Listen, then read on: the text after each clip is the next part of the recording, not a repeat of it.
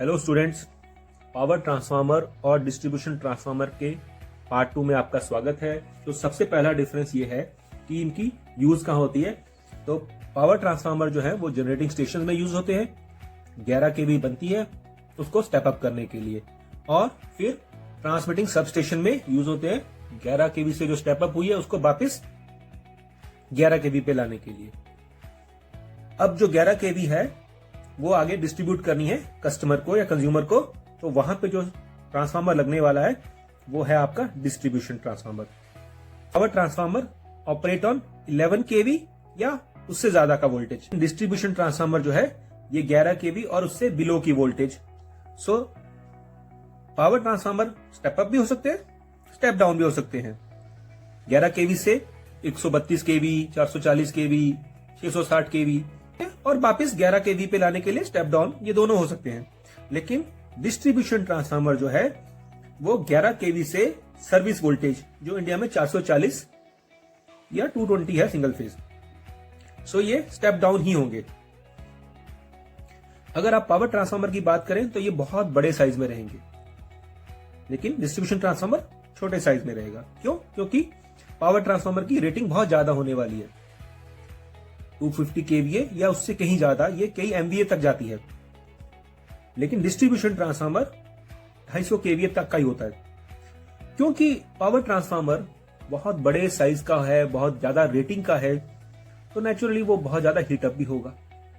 तो उसके लिए कूलिंग जो रहेगी तो फोर्स्ड एयर कूल या फोर्स वाटर कूल टाइप रहेगा। लेकिन जो आपका डिस्ट्रीब्यूशन ट्रांसफार्मर है वो ऑयल नेचुरल टाइप रहेगा।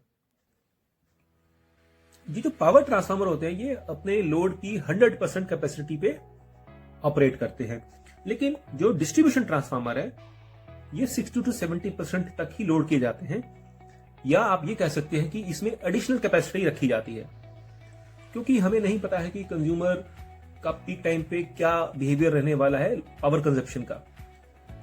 जैसा अभी मैंने बताया कि ये बैंक में रहते हैं, तो जब जब लोड बढ़ता जाएगा हम एडिशनल पावर ट्रांसफार्मर ऐड करते रहेंगे, और अगर लोड कम होगा तो उनको सर्विस से निकाल देंगे, उनको सर्किट से आउट कर देंगे। So they are loaded when the demand rises and unloaded when the demand falls. लेकिन डिस्ट्रीब्यूशन ट्रांसफार्मर जो है ये 24 के 24 घंटे लोडेड रहेंगे। लोड कम भी हो जाता है तब भी ये चालू रहेंगे। अब जो पावर ट्रांसफार्मर है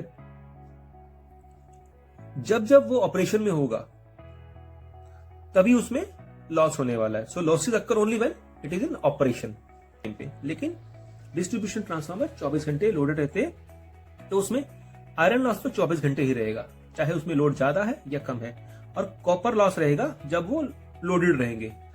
अब क्योंकि इसमें आयरन लॉस जो है वो 24 आवर्स रहने वाला है, तो इसका जो कोर रहेगा वो कुछ इस तरह से डिजाइन किया जाएगा, या उसका मटेरियल इस तरह से चूज किया जाएगा कि वो कम से कम आयरन लॉस हो।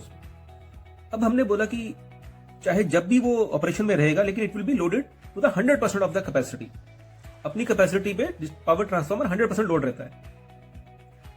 सो इसको डिजाइन करने के टाइम पे जो कंसिडरेशन है वो ये है कि मैक्सिमम एफिशिएंसी जो वो 100% लोड पे आए हमें। लेकिन डिस्ट्रीब्यूशन ट्रांसफार्मर 60 to 70% तक ही हम उसको लोड करते हैं उसकी कैपेसिटी के। So it is design for maximum efficiency eight 60 to 70% of the load. Next is, अब मैंने जैसे अभी बताया बीच में कि एक पावर ट्रांसफार्मर से न्यूमरस डिस्ट्रीब्यूशन ट्रांसफार्मर कनेक्ट होने वाले हैं, या कंज्यूमर्स आगे उससे कनेक्ट होने वाले हैं। तो पीक टाइम पे या पीक आवर्स में बहुत ज्यादा करंट का वेरिएशन होने वाला है। अगर करंट का वेरिएशन एकदम सडन हो किसी कारण से,